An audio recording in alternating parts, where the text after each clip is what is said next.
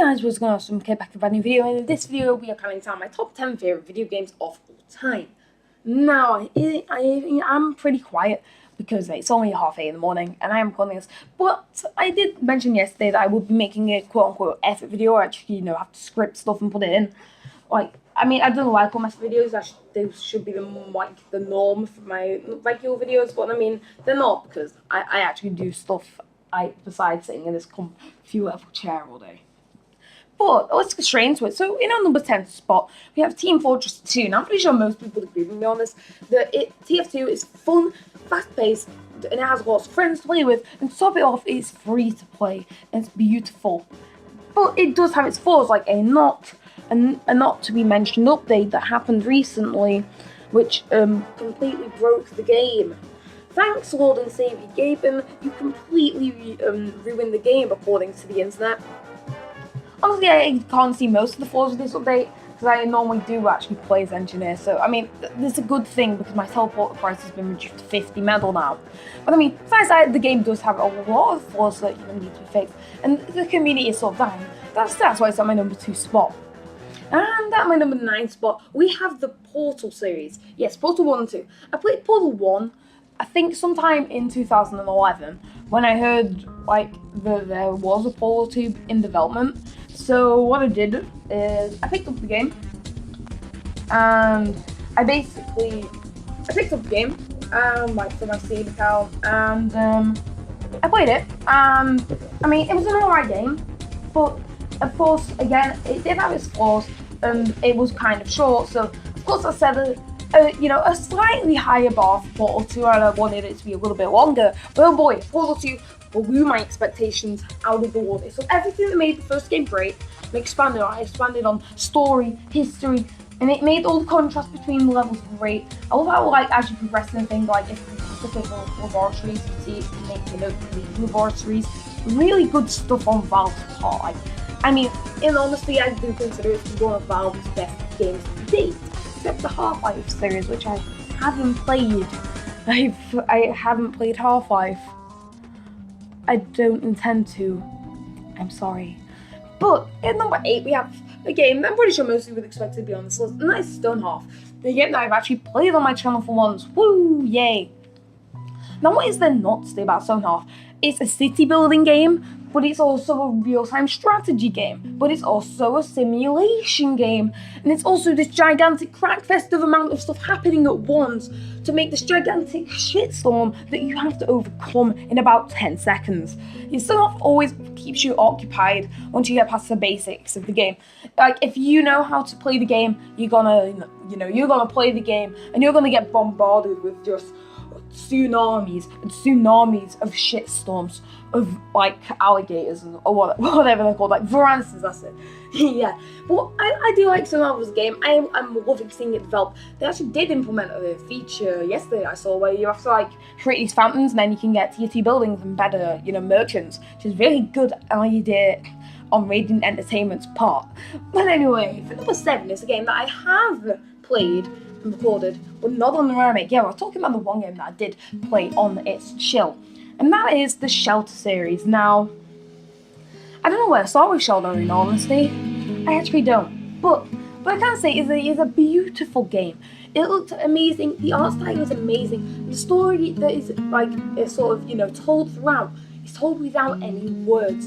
And your decisions whether you should run into that bush and hide from the eagle, or stay there for a few more seconds, can make all the difference in the game's ending, where you basically basically start with 5 clubs, but depending on your actual decisions, you can actually lose them by taking a few risks or just being clumsy, which are really good because it does impact the game's ending very, very much. But now we're on to number 6, a game that you're probably going to be surprised is actually high up on this list, but it's really I'm pretty sure it's going to be no surprise to anyone. I'm talking about Minecraft. Now, Minecraft recently has been going down. I'm going to say since about 1.5. Since it came live with the Redstone Overdrive, we've just got piles and piles of updates and just items that aren't good. We've also got more and more 6-year-olds joining it because their favourite Minecraft YouTuber plays it. And the community is really not something that it used to be. Like, if you look back to like the 1.2 community, which is where I joined in, you'd have these very sort of closed servers, like you're like closed-in servers, fenced off from the rest of the world, where you would join and everybody knew each other well. If somebody new joined, you would be welcomed with open arms.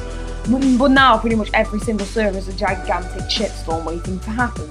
And you know, even the minigame servers, there were less people on. The more people have joined Minecraft, you know, as you sort of catch on to see like how it sort of changed and how, you know, it's really gone back where it was. But besides that, it's still a great game, but you know, it's just gone downhill on recent times. That's why I am putting it number 6. I don't think I need to explain what's great game though.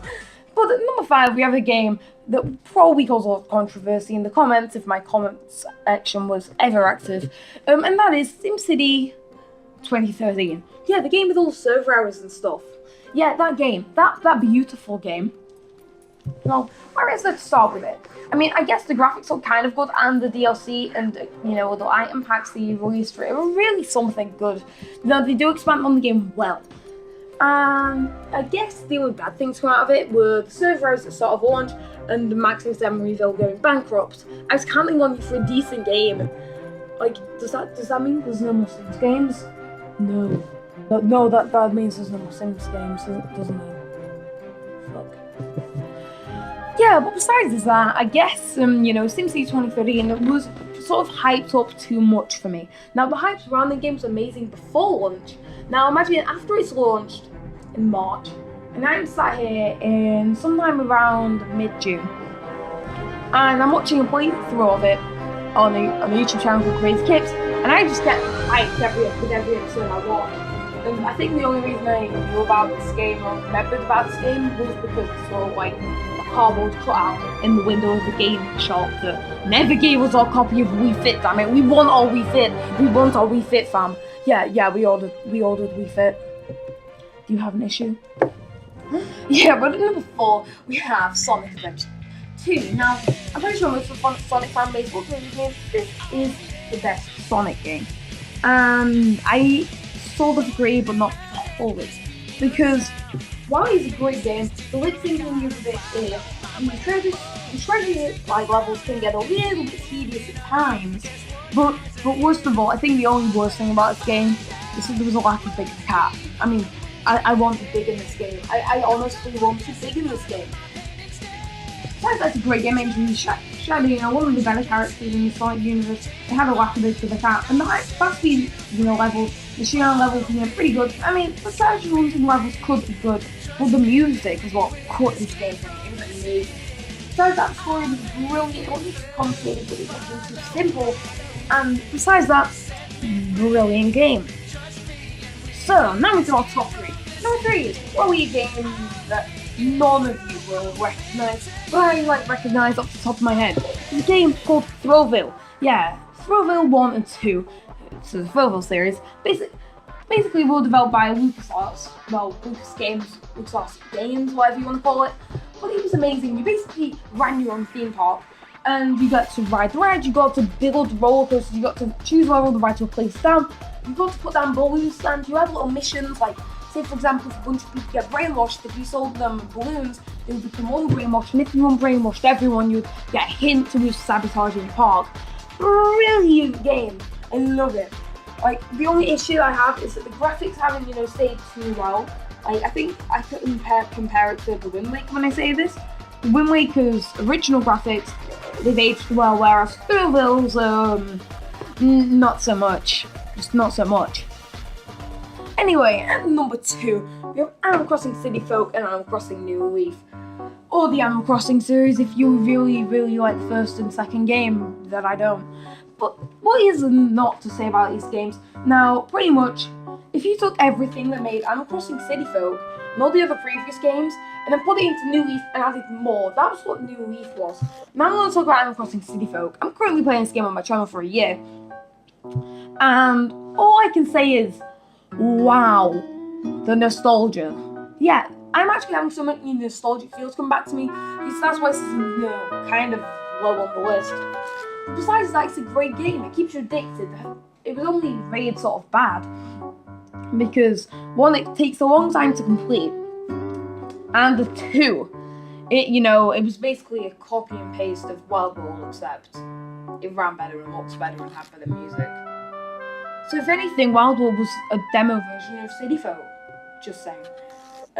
Besides that, like, Animal Crossing City Folk is basically the only game I played from my childhood. Well, fun fact, I actually did alternate between Animal Crossing City Folk, or Let's Go to the City as we call it here in Britain, and Thrillville 2. A lot. On the way. And it's really good, but it's a real shame to see that now I don't play these games on the Wii. I play them on Dolphin now. Because, I mean, honestly, childhood ruined right there. I mean, I'm probably going to go and have an existential crisis being how old I am now, so I mean. But yeah, and I guess all I can say about New Leaf is the hype was real. I got it at 6 a.m. from Asda the day it came out. Yeah, I literally went to Asda at 6 a.m. with the money in hand. Like, I went to Asda with about 50 quid, bought the game. Well, correction, I sent my dad to Asda as I was sick. And by that I mean that I just couldn't get out of bed. Sorry.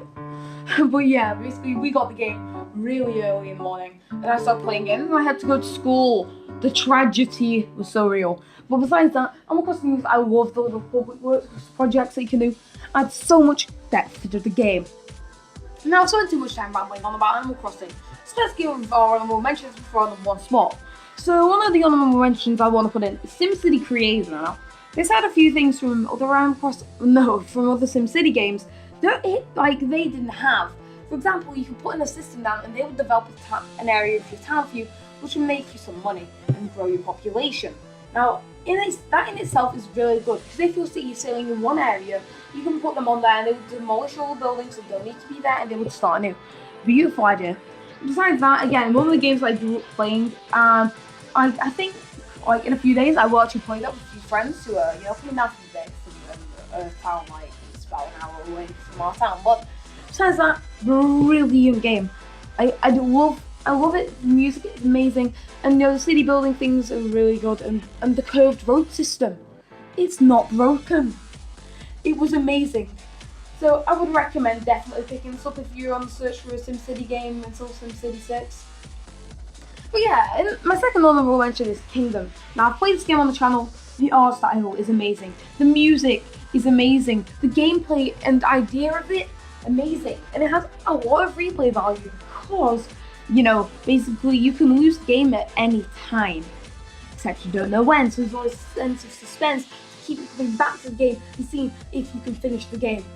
And that's why it's my second honorable mention. And my third honorable mention is The Sims 4. I've played this game on my channel as well, and I don't know how to explain it. It's a Sims game. It's Sims 4. It's the only Sims game I've played.